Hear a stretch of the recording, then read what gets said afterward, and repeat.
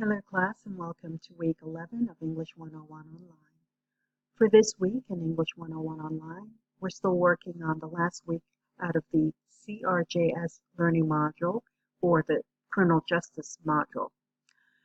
The culmination of this week's activities will be the final draft of your criminal justice essay, which is due near the end of the week. Please take a look at the calendar for the specific date.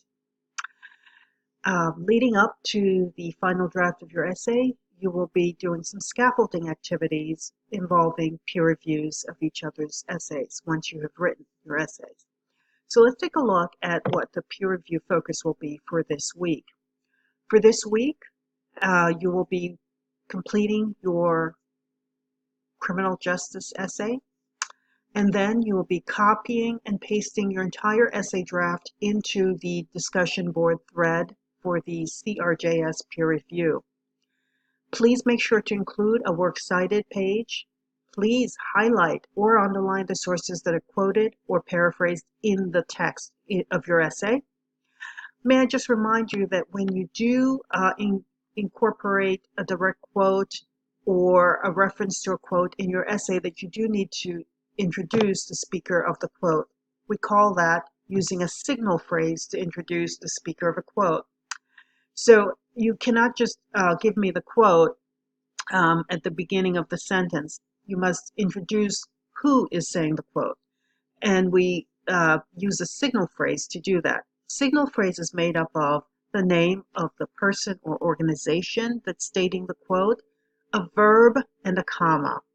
For instance, you may say something like, Yale University clinical psychologist Janice Butler says, and then the quote. There's a comma between what you're saying about this particular writer and then the direct quote, which you're placing in quotation marks. So you must always introduce the speaker of the quote before you provide the quote. And if the speaker of the quote is also the writer of the article, then at the end, your in-text citation should just be the page number, not the last name again of that speaker and the page. In some cases, the speaker of the quote may be different from the actual writer of the quote. And so if the writer of the quote, if the writer where the article was found is different from the speaker of the quote, make sure to have the last name of the writer and the page number listed.